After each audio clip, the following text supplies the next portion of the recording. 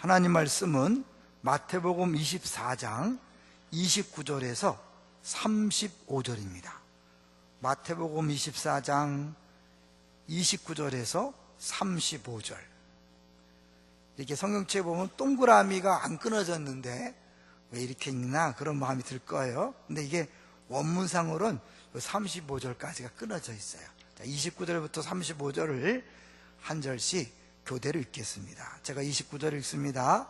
그날 환난 후에 즉시 해가 어두워지며 달이 빛을 내지 아니하며 별들이 하늘에서 떨어지며 하늘의 권능들이 흔들리리라.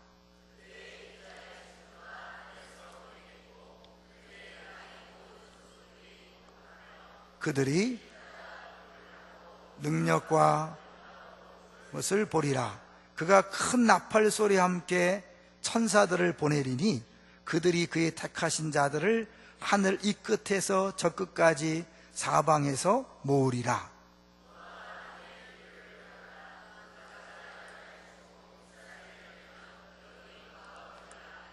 이와 같이 너희도 이 모든 일을 보거든 인자가 가까이 곧 문 앞에 이른 줄 알라.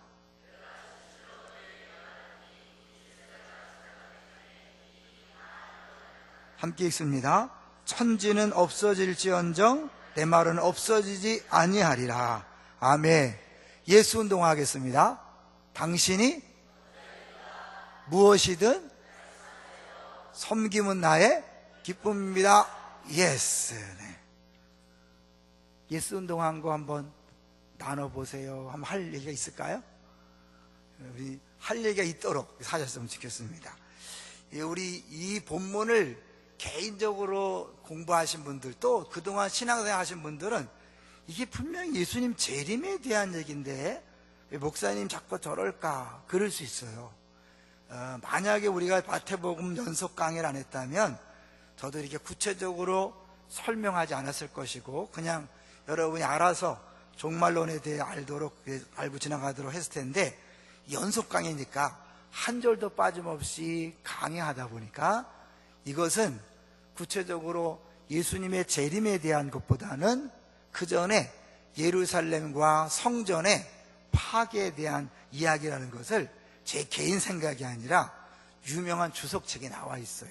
하우 주석이라고 나와 있어요. 그래서 제가 그 내용을 설교한 다음에 하나님께서 확신을 주시려고 어떻게 하셨냐면 여기 동사모라고 있어요. 동산을 사모하는 모임이라 그래서 저하고 이리 익산의 조성천 목사님 또 김광철 목사님 이기현 목사님 이렇게 네 가정이 아주 오래전부터 함께 모이고 있거든요. 근데 익산에 모였는데 그 익산에 있는 조성천 목사님이 책을 많이 읽어요. 그래서 매주 금요일마다 독서 모임을 하는데 최근에 톰 라이트의 예수님에 대한 그 책을 읽었는데 충격적이라는 거예요. 그러면서 우리가 알고 있었던 복음서의 내용이 그 당시 1세기에 유대인들이 바라보는 관점이 아니라 지금 우리의 관점에서 보기 때문에 많이 오해가 있다. 그러면서 대표적으로 말하는 게 뭐냐면 이 종말론에 대한 것도 결국 예루살렘과 성전의 파괴에 대한 것이다 이렇게 얘기를 했어요. 근데 저는 그 바로 전 3일 전에 4일 전이죠. 수요예배 때 제가 그렇게 설교했기 때문에 맞다 그랬어요. 그런데요 우리 중에 한 분은 그러면 이 어떤 구절을 대면서 이건 어떻게 해석하느냐, 당연히 예수님의 재림으로 알고 있기 때문에 목사님이지만 그렇게 질문한 거죠. 그러니까 여러분 중에서도 분명히 말은 안 하지만 계속 설교를 들을 때 이게 재림에 관한 얘기고 이 표현을 보면 분명히 재림에 관한 얘기인데 왜 저렇게 말씀하시나? 아니에요. 틀린 거니까 머리를 바꾸시기 바랍니다. 이 존 파이퍼라는 목사님이 그런 얘기를 했어요. 성도들이 목사의 설교를 들을 때 반드시 성경이 그러한가 하고 연구해라. 그래서 성경이 진짜 맞다 그러면 믿어라. 목사의 말이라 다 믿지 말고 반드시 성경을 가지고 검증해라. 여러분이 성경을 가지고 검증하시고 내가 들었던 내용을 가지고 아닌 것 같은데 그러면 안 돼. 이제 오늘 구체적으로 여러분이 이 부분이 왜 그 예루살렘 성전의 파괴에 대한 이야기인지를 같이 보려고 합니다. 자, 29절 한번 볼까요? 자, 29절 시작. 그날 환란 후에 즉시 해가 어두워지며 달이 빛을 내지 아니하며 별들이 하늘에서 떨어지며 하늘의 권능들이 흔들리리라. 야, 이거는 진짜 마지막 그 예수님 오기 직전에 우주의 종말에 대한 이야기가 아닌가, 그런 생각을 하게 될 거예요. 근데 이 내용들은 다 그냥 그대로 보면 안 되고 구약 성경을 통해서 해석을 해야 되죠. 그건 이해하시죠? 구약 성경을 통해서 해석해야 된다는 얘기 아마 많이 들었을 거예요.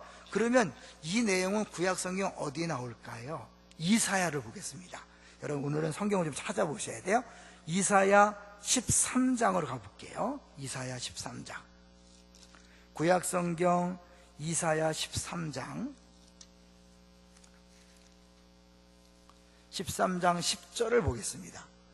이사야 13장 10절. 구약 성경 983쪽입니다. 983쪽. 같이 한번 읽어볼까요? 시작. 하늘의 별들과 별무리가 그 빛을 내지 아니하며 해가 돋아도 어두우며 달이 그 빛을 비추지 아니할 것이로다. 이 내용이 나오죠. 근데 이게 무슨 내용의 배경을 보면, 자, 13장 1절로 가보세요. 13장 1절로 가보면 뭐에 대한 경고다? 자, 읽어보겠습니다. 시작. 아모스의 아들 이사야가 바벨론에 대하여 받은 경고라. 그러니까 결국 바벨론이 멸망할 것을 이야기하면서 그 바벨론이 멸망할 때 하늘의 별들과 그 별무리가 그 빛을 내지 아니하며 해가 돋아도 어둡고 달이 그 빛을 비치지 않는다. 우주적인 격변이 일어나는 것처럼 표현하는 거예요. 그러니까 이게 묵시문학적인 표현이라는 거예요. 그러니까 단순히 우주의 붕괴다 이렇게 표현하는 게 아니라 이렇게 하늘의 별들, 달 이렇게 얘기하면서 이 제국의 멸망이 얼마나 큰 사건인가를 문학적으로 보여주는 거죠. 그래서 이런 표현이 단순히 정말 그렇게 막 하늘의 별들이 막 없어지고 그러는 게 아니라 이제 그만큼 우주적인 대사건이다라고 그렇게 얘기하는 거예요. 그러니까 성경에서는 한 제국이 멸망하거나 시대가 바뀔 때 이런 표현을 쓴다는 거예요. 하나 더 볼까요? 이사야 34장을 가보세요. 이사야 34장. 이사야 34장 4절을 가보세요. 34장 4절. 구약성경 1006쪽이에요 1006쪽. 시작. 하늘의 만상이 사라지고 하늘들이 두루마리 같이 말리되 그 만상의 쇠자나무 포도나무 잎이 마른 것 같고 무화과 나무 잎이 마른 것 같으리라. 여러분, 하늘이 두루마리 같이 이렇게 말린다. 너무 어마어마한 표현이잖아요. 그럼 이거는 결국은 뭘까요? 이것도 역시 이방 나라들에 대한 심판을 얘기하면서 말씀하신 내용이에요. 그러니까 한마디로 뭐냐면 이런 어마어마한 표현들은 다 뭐예요? 하나님의 심판을 묘사하는 구약적 표현이다. 예수님이 그냥 뚱딴지같이 갑자기 이런 말을 하는 게 아니라 그 말씀을 듣고 있는 유대인들은 이런 표현을 쓸 때 다 알아듣는 거죠. 그런데 과연 그 성전의 파괴나 예루살렘 멸망이 정말 그토록 큰 일일까? 네, 사실은 우리가 생각하는 이스라엘과 예수님이 생각하는 이스라엘은요 엄청난 차이가 있죠. 왜냐하면 이스라엘은 결국 하나님이 이거 아브라함이에요. 아브라함을 통해서 민족을 이루고 이 민족을 통하여 전 세계 열방을 구원하시려는 계획이 있었어요. 근데 이스라엘이 자기 역할을 하지 못했죠. 그래서 예수님이 이 땅에 오셔서 이 이스라엘로 하여금 계속해서 회개하고 돌아와라, 너희들의 원래 위치를 찾아라라고 계속 얘기했지만 이들이 거부했죠.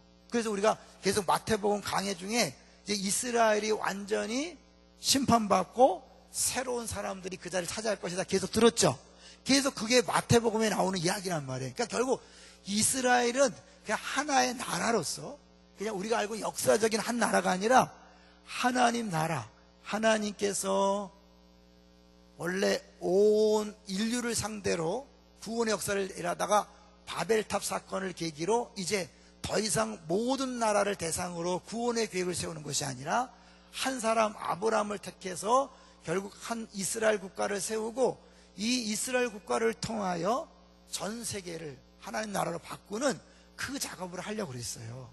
근데 그걸 선지자들을 계속 보냈는데 거부하고 안 되니까 하나님이 직접 사람 몸을 입고, 그러니까 예수님이 이 땅에 오신 거잖아요. 그럼에도 불구하고 그들이 그 예수님을 거부했고, 예수님이 끊임없이 그들을 품으려고 했는데 그걸 거부했기 때문에 결국 뭐예요? 이제 이스라엘이 완전히 심판받고 새 이스라엘이 시작되는 거예요. 그래서 예수님이 처음 오셨을 때 보면 나는 이스라엘의 잃어버린 자를 위해서 왔디랬나? 왔지? 더 이럴 것 아니다 그랬어요. 그래서 그 이방인이 왔을 때도 뭐 개 막 얘기했잖아요. 그러니까 예수님의 1차적인 목적은 이스라엘의 회복이었어요. 그런데 이 이스라엘이 끝까지 거부했기 때문에 결국 이스라엘을 심판한다는 것은 하나님이 아브라함 때부터 계획했던 그 어마어마한 구원의 역사에 새로운 시작이 되는 거죠. 그러니 이거는 바벨론의 멸망, 에돔이나 이방 나라들의 멸망보다는 차원이 다른 거예요. 진짜 세상에 완전히 대변혁이 이루어지는 거예요. 그렇기 때문에 이게 어마어마한 사건이에요. 그러면 이게 뭐야? 이스라엘이 왜 중요합니까? 성전이 그곳에 있기 때문이잖아요. 근데 이 성전이 그 기능을 잃어버렸기 때문에 결국 하나님의 영광이 떠났고, 성전이 영광이 떠났다면 이스라엘 전체의 하나님의 영광이 떠난 것을 의미하기 때문에 이 심판을 통하여 하나님이 이제 하나님 뜻을 저버린 이스라엘을 완전히 심판하시고 새로운 이스라엘을 세워가신다는 차원인 거예요. 자, 그런 의미에서 또 볼까요? 그 다음에 볼게요. 자, 그 다음에 보겠습니다. 여러분이 표현들을 보면 이 놀라운 표현이 나오잖아요. 자, 30절을 보세요. 30절. 이게 또 여러분이 헷갈리는 거야. 이건 누가 봐도 제일인가 보다 한 것 같잖아. 30절 시작. 그때의 인자의 징조가 하늘에서 보이겠고 그때의 땅의 모든 족속들이 통곡하며 그들이 인자가 구름을 타고 능력과 큰 영광으로 오는 걸 보여. 이야, 인자가 구름을 타고 능력과 큰 영광 오는, 이건 누가 봐도 예수 재림에 대한 거잖아요. 그죠? 구름으로 올라가는 걸 보면서 너희가 본대로 다시 오리라. 그래서 그렇게 생각하지만 이거는 그 내용이 아니, 사실은. 이거는 구약성경에 다니엘이 나오는 내용이고, 이 다니엘서 내용은 예수님이 계속해서 자기에 관한 얘기를 하고 말씀하셨어요. 자, 그러면 다니엘서 7장으로 가봐야 돼요. 오늘은 여러분이 힘들어도 이 찾아보세요. 그렇지 않으면 여러분 계속 머릿속에서 목사님 설교하지만 아닌데 이렇게 하면 큰일 난단 말이에요. 다니엘서 7장으로 가보세요. 7장 13절 14절. 렘의 개를 딴 예스겔 다음에 다니엘이에요. 다니엘서 7장 13절 14절 1245쪽 같이 읽어보겠습니다. 시작. 내가 또 밤 환상 중에 보니 인자 같은 이가 하늘 구름을 타고 와서 옛적부터 항상 계신 이에게 나아가 그 앞으로 인도됨에, 여기서 이제 이거 이 구름을 타고 땅으로 오시는 거예요? 아니면 구름을 타고 뭐야? 하나님에게로 가는 거예요. 잘 보셔요. 다시. 내가 또 밤 환상 중에 보니 인자 같은 이가, 똑같죠? 하늘 구름을 타고 와서 옛적부터 항상 계신 이에게 나아가 그 앞으로 인도됨에, 누구에게 인도되는 거예요? 하나님에게. 우리는 구름을 타고 오시리라 그랬으니까 당연히 이 땅에 오시는 걸 생각하지만 예수님이 그 표현을 쓰실 때는 다니엘서 이 말씀을 인용한 거거든요. 그러니까 결국 이것은 하나님께로 가는 거예요. 땅으로 오는 것이 아니라 하나님께다. 그래서 여러분이 아마 이제 좀 유명한 주석책을 보면 이런 표현을 했는데 무슨 말인지 잘 모를 수 있어요. 이게 다니엘에서 그렇다는 거예요. 14절도 한번 같이 볼까요? 그러면 하나님 앞에 간다는 게 무슨 뜻일까? 자, 14절 시작. 그에게 권세와 영광과 나라를 주고 모든 백성과 나라들과 다른 언어를 말하는 모든 자들이 그를 섬기게 하였으니 그의 권세는 소멸되지 아니하는 영원한 권세요 그의 나라는 멸망하지 아니할 것이니라. 그분이 하나님 앞에 가서 뭐야? 이제 모든 권세를 다 받는 거죠. 진정한 왕으로 등극하는 거예요. 그러니까 그분이 십자가에 죽으셨다가 부활하셔서 승천하심으로 하나님 보좌 우편에 앉는 것을 얘기하는 거예요. 왕의 자리에 앉음으로 이제 이 세상을 통치할 것을, 왕권을 받을 것을 얘기하는 게 구름을 타고 온다는 거예요. 그러면 이것이 이 이스라엘 성전 파괴 어떨까요? 이분이 진정한 왕으로서, 심판자로서 결국 뭐야? 이스라엘을 심판하러 오시는 거예요. 예수님이 재림할 때는 이스라엘만 심판하는 게 아니죠. 전 세계 예수 믿지 않은 모든 것에 대한 심판이고, 이때는 뭐예요? 일단 1차적으로 이 이스라엘, 하나님이 이스라엘 통하여 전 세계를 복음하려고 했는데 끝까지 그 사명을 감당하기를 원했는데 감당하지 못했어요. 선지자들을 계속 보냈어요. 거부했어요. 예수님 비유가 다 그런 거잖아요. 거부하니까 마지막에 아들을 보냈음에도 불구하고 아들까지도 거부하고 결국 예수님을 죽였잖아요. 그런데 죽임으로 끝난 줄 알았더니 예수님이 죽으신 것이 아니라 부활해서 하나님 보좌 우편에 앉으심으로 모든 나라와 권세와 영광을 다 하나님께서 주심으로 그가 진정한 통치자로 등극해서 이제 뭐요? 그 이스라엘을 심판함으로 그분의 나라가 이 땅에 이루어짐을 보여주고 있는 거죠. 굉장히 신학적인 얘기예요. 엄청난 이야기예요. 사실은 이스라엘 모든 사람들이, 예수님을 거부하던 사람들이 예수님을 십자가에 못 박은 다음에 그분이 부활했다고 인정한 게 아니에요. 원래 예수를 믿었던 사람들은 그 예수님 부활할 때 예수는 그리스도라고 외쳤지만 여전히 유대인들은 거짓말이다, 시체를 도망가졌다, 그리고 여전히 안 믿었어요. 그들은 이스라엘이 실제적으로 예수님 예언한 대로 완전히 박살이 나고 성전이 돌 하나에 돌을 얹어지지 않도록 완전히 막 파괴됐을 때 그 예수님이 옳았다. 왜요? 예수님 마지막 예언자로 오신 거거든요. 예언자들이 계속 무슨 일을 했어요? 하나님 편에 돌아와라, 너희들이 원래 사명을 다해라 계속 했는데, 예언자들을 계속 보냈는데 안 돌아왔어요. 마지막 정말 최고의 예언자이신 예수님이 직접 오셔서 했지만 안 돌아왔죠. 예수님 예언하는 거예요. 심판이 올 것이다.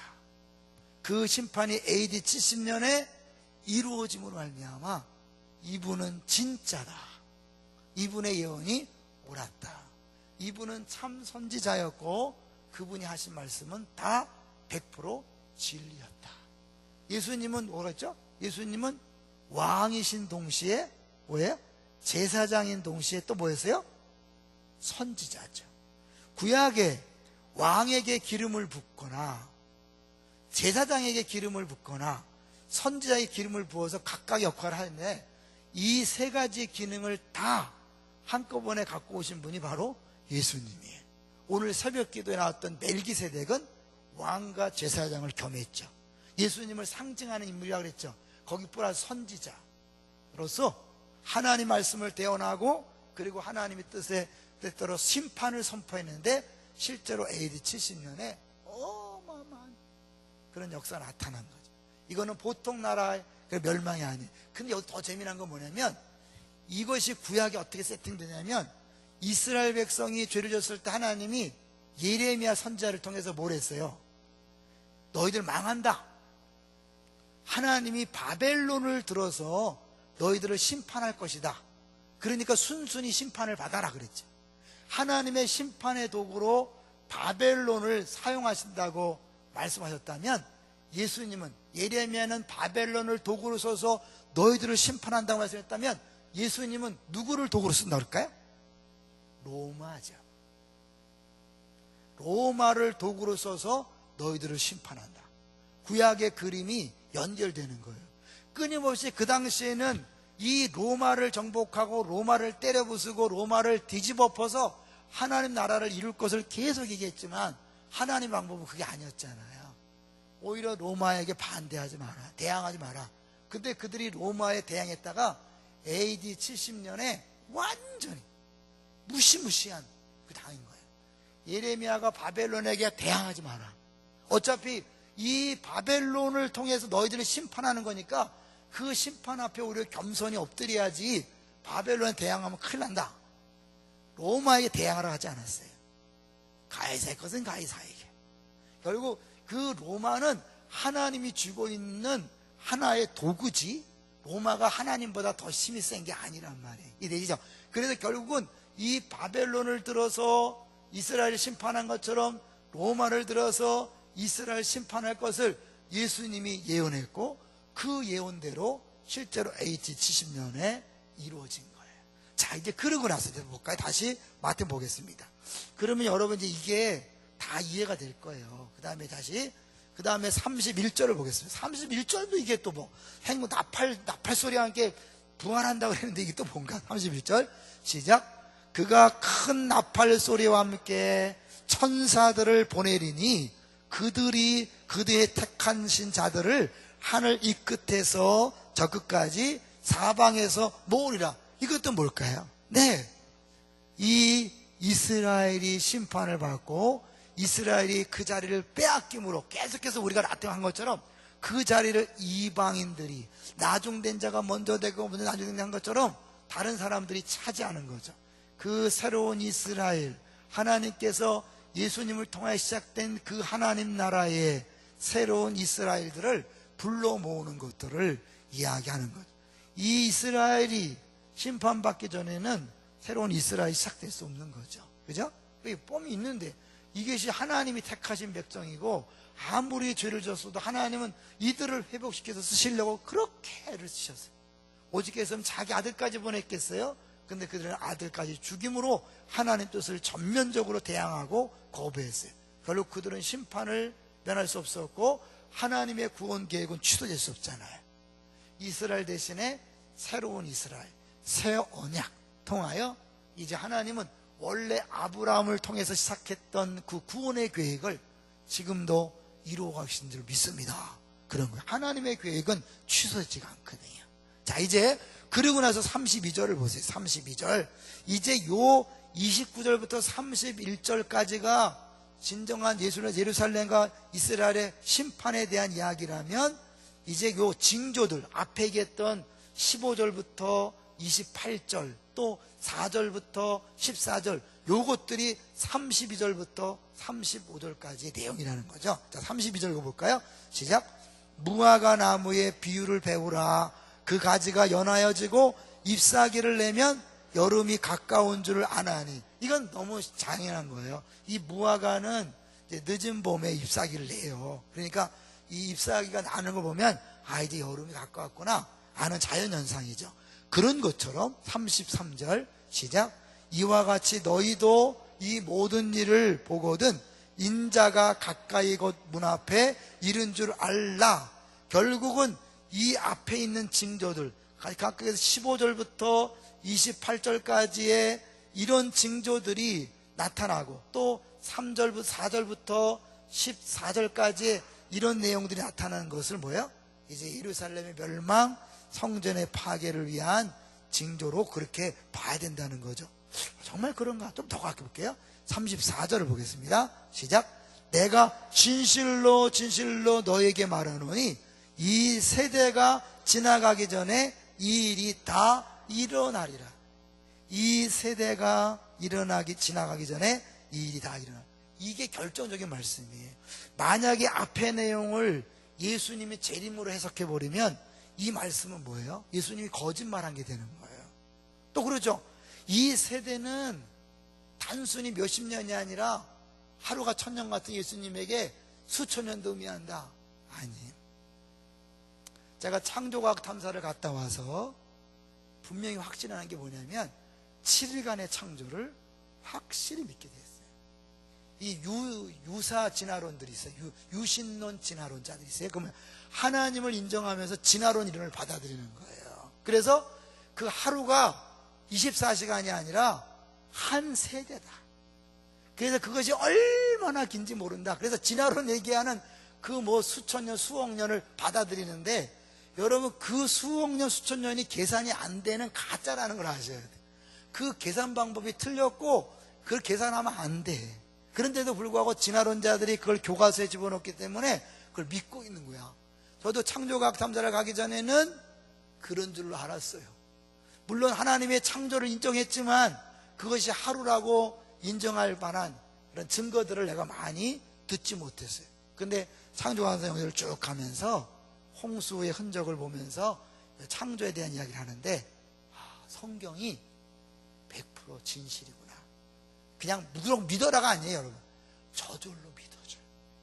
이번에 갔다 오신 분들은 아마 알게 돼. 그냥 저절로 믿어줘. 억지로 믿어라가 아니야. 매일 차 안에서, 숙소에서, 현장에서 과학적인 이야기를 해. 진화론이 과학이 아니에요. 성경책도 과학책이 아니에요. 그런데 진화론보다 창조론이 더 과학적인 증거가 많아요.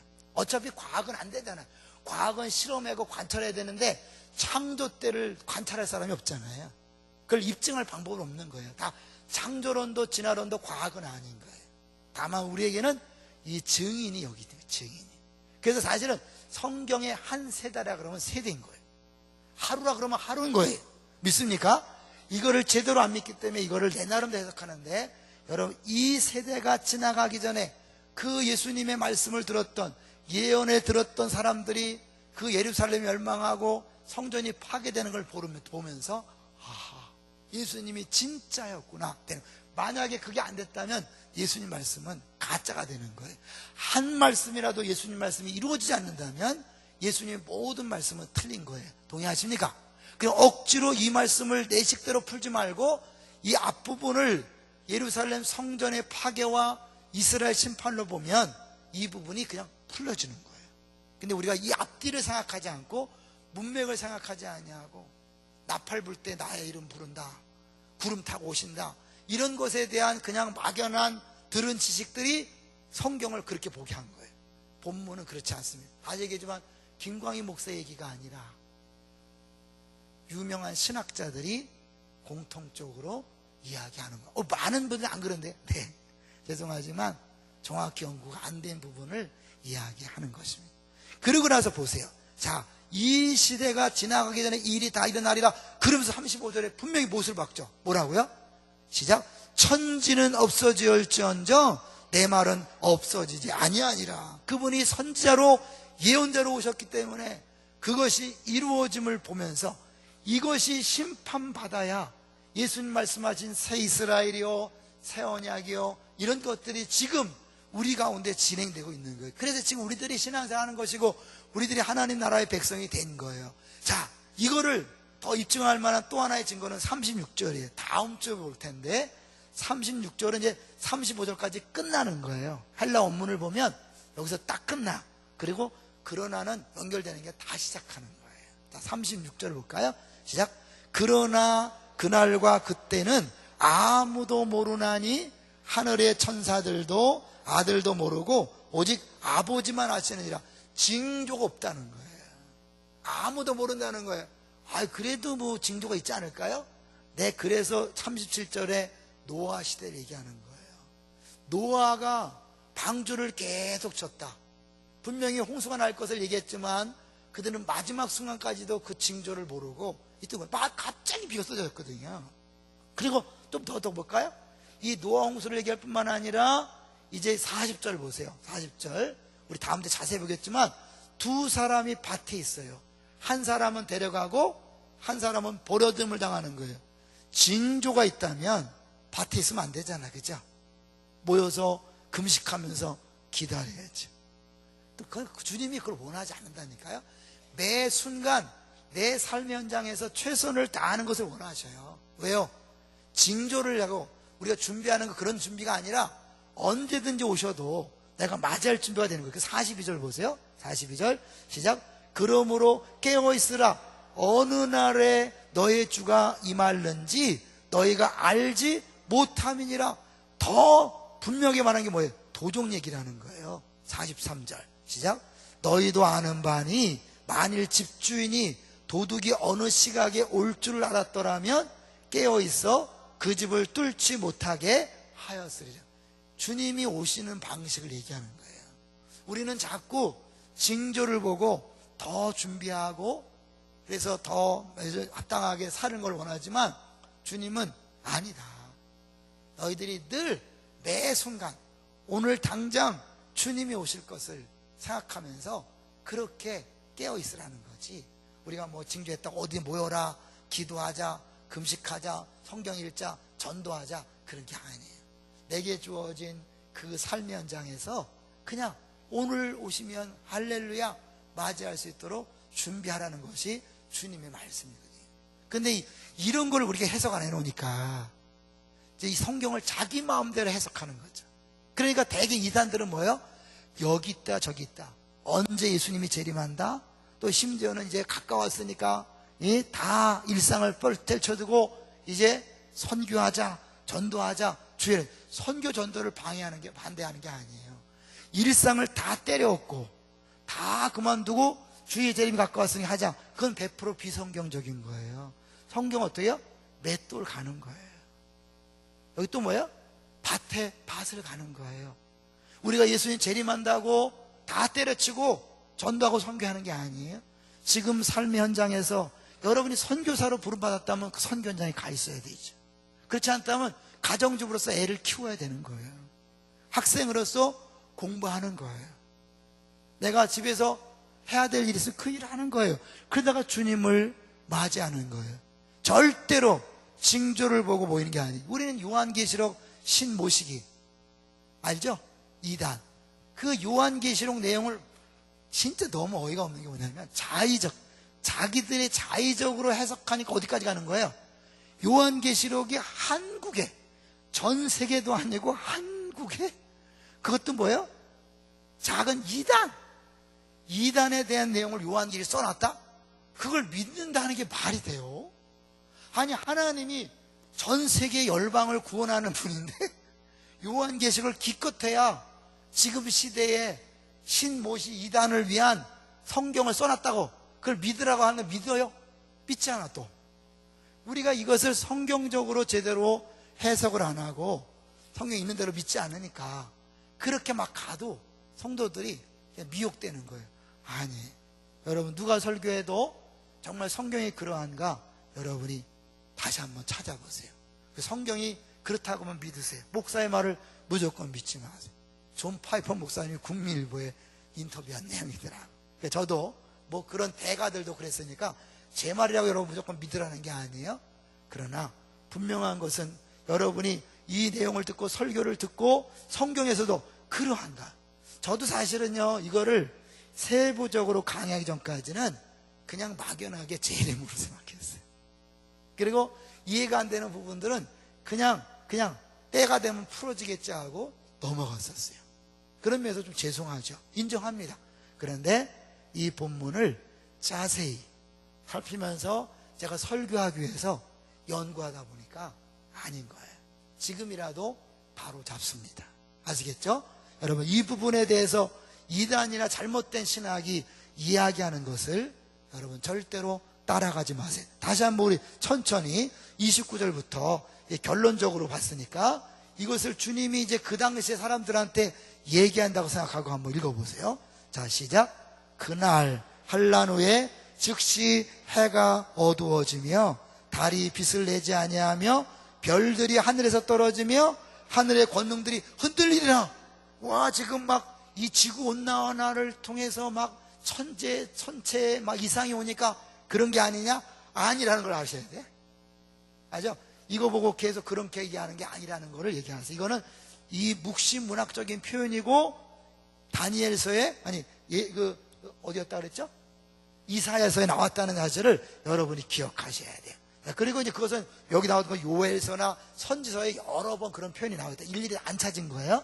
자, 근데 30절 읽어봅니다. 시작.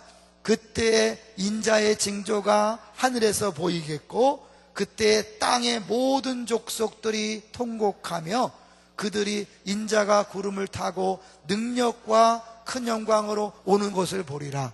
이 어마어마한 사실 하나님이 택한 나라, 택한 족속, 택한 성읍, 예루살렘 형통을 위하여 구하라.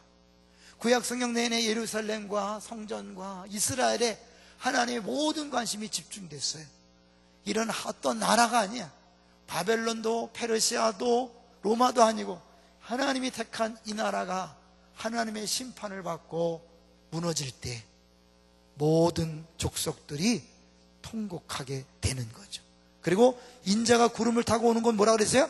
이 땅에 오는 게 아니라 하나님 보좌 우편으로 가셔서 함께 앉아서 통치하는 걸 얘기하는 것이다. 왜? 다니엘서의 내용이 그거니까.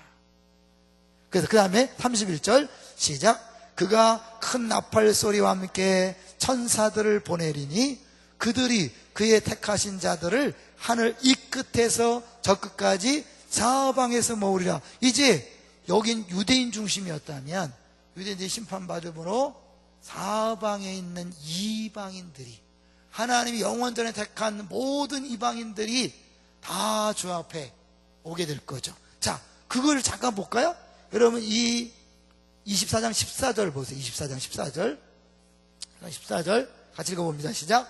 이 천국 복음이 모든 민족에게 증언되기 위하여 온 세상에 전파되리니 그제야 끝이 오리라. 온 세상에 전파되는 것, 결국 그것이 31절에 저까지 사방에서 모으는 거죠.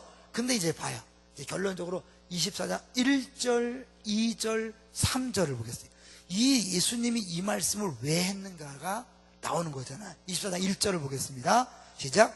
예수께서 성전에서 나와서 가실 때에 제자들이 성전 건물들을 가리켜 보이려고 나오니, 왜 그랬다고 그랬죠?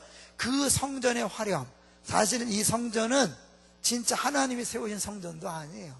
헤롯이 자기의 정통성이 없는 정권을 사실은 유지하기 위해서 자기가 보란듯이 짓는 거였어요.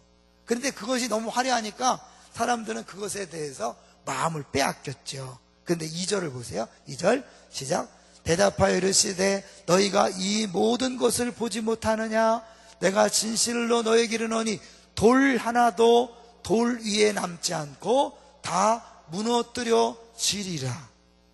예수님이 말씀하신 이것이 이 29절부터 31절까지의 일어날 일을 이야기하는 거죠. 그러니까 제자들이 물었잖아요. 3절에 시작. 예수께서 감람산 위에 앉으셨을 때에 제자들이 조용히 와서 이르되 우리에게 이르소서 어느 때에 이런 일이 있겠사오며 또 주의 임하심과 세상 끝에는 무슨 징조가 있사오리까? 두 가지 질문이었죠. 첫 번째 질문이 뭐예요? 어느 때 이런 일, 무슨 일? 돌 위에 돌 하나도 남지 않고 다 무너질 성전 파괴, 이스라엘의 멸망을 이제 언제 그런 것들이 있겠습니까? 그리고 나서 두 번째 질문이 뭐냐면 주의 임하심과 세상 끝에는 무슨 징조가 있겠습니까? 이 앞에 예루살렘 성전이 무너지는 것에 대한 징조는 있지만 그 뒤에 예수님이 징조 얘기합니까 안 합니까? 재림 때는 끝에는 징조가 없다. 징조를 보고 대비하는 게 아니라 주님이 다시 오신다고 말씀했기 때문에 그 말씀을 믿고 매 순간 깨어있는 것이 신앙생활이다. 아시겠죠? 눈에 보이는 확실한 심판의 증거를 위해서는 주님이 징조에 대해서 자세히 말씀했어요.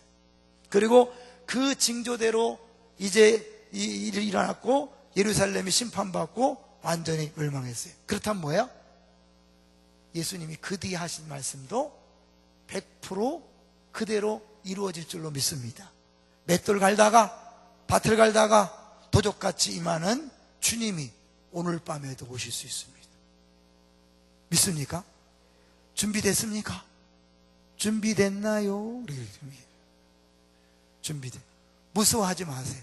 예수 믿으면 다 구원받은 겁니다. 내가 막 기도를 잘하고 요새 성경이 좀 땡겨서 막 성경을 읽고 막 주일 은혜 받고 전도를 하니까 주님 할렐루야 오십시오. 자신만만하고 뭔가 요새 예배의 은혜도 안 되고 성경도 안 읽어지고 기도도 못했는데 지금은 어떡하나. 아니, 그런 것이 우리가 주님 앞에서는 근거가 아닙니다. 그런 마음이 들 때마다 내가 또 어느새 율법적으로 흘러가고 있구나, 내 행위로 공로로 주 앞에 서려고 하는구나, 여러분 점검하시고, 아니다, 우리 주 앞에 서는 것은요 전적으로 주님의 십자가와 보혈 때문입니다. 할렐루야. 그것 때문에 주님이 지금 오셔도 우리는 할렐루야 할 수 있는 거예요. 그렇다면 어떻게 해요? 아끼지 마시고 있는 것으로 섬기세요. 우리 이웃초청잔치까지 VIP를 위해서 아끼지 말고 섬기세요. 왜요? 그 전에 오시면 어떡할래요? 한 얘기만 재밌게 이야기 마치려고 그래요. 저는 우리 아내랑 결혼을 약속한 다음에 솔직히 겁난 게 딱 하나 있었어요. 뭔지 아세요? 결혼 전에 예수님 재림하면 어떡하지?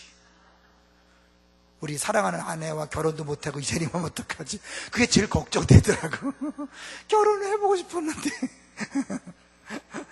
여러분, 재림 전에 해야 될 거 다 하세요. 후회하지 마시고요.